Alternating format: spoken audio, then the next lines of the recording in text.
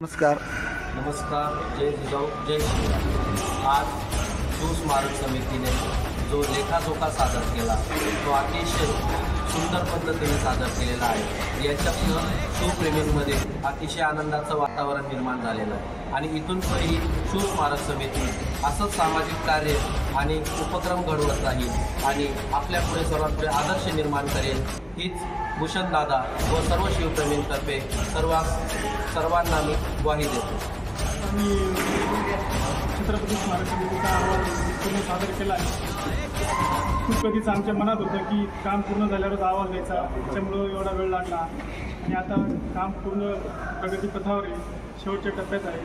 त्याच्यामुळं थोडंसं वाटलं की आता आपण लोकांकडून जी देणगी मिळाली आपल्याला पूर्ण गावातून शहरातून तालुक्यातून इतर ठिकाणी बऱ्यापैकी देणगी मिळाली आणि त्याच्यावरती आपण असं वाटले की दादा बोलले की आता आपण लोकांना अहवाल सादर करूया.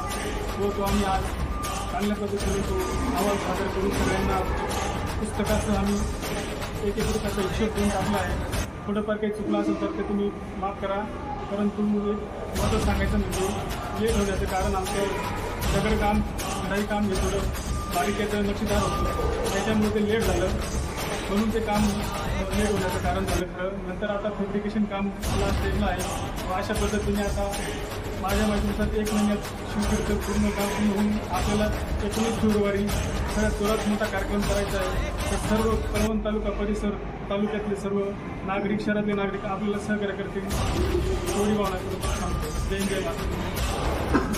आज स्मारक समितीच्या वतीने लेखाजोखा अहवाल प्रकाशन आणि सादरीकरणाच्या निमित्ताने सगळे शिवप्रेमी तालुक्यातून या ठिकाणी एकत्र आले होते. ज्या काही भावना शिवप्रेमींकडून आम्हाला ऐकायला मिळाल्या त्याच पद्धतीने पुढच्या काळातही अध्यक्ष भूषणदादा व समिती ही शैक्षणिक आरोग्याच्या विषयावर सतत काम करत राहून छत्रपती शिवाजी महाराजांना अभिप्रेत असलेला असा एक कळवण तालुक्याचा नावलौकिक वाढेल काम ही समिती यावं न राहून यावं. हल्ली एक वाक्य सतत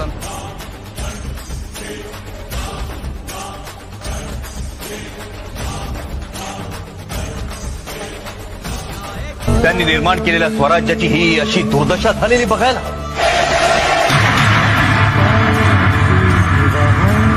यवनांच्या अत्याचारातून रयतेला माता भगिनींना मुक्त करण्यासाठी महाराजांनी जन्म घेतला. त्यांनी स्वराज्य उभं केलं, एवढंच नव्हे त्याचं सुराज्य करून दाखवलं. सन्मान केला जातो, त्यांना सुरक्षित वाटलं ते सुराज्य. तुम्ही तरुण स्त्रियांचा हा असा अवमान करता. महाराजांनी आयुष्यभर एक शिकवण दिली, परस्त्री माते समान.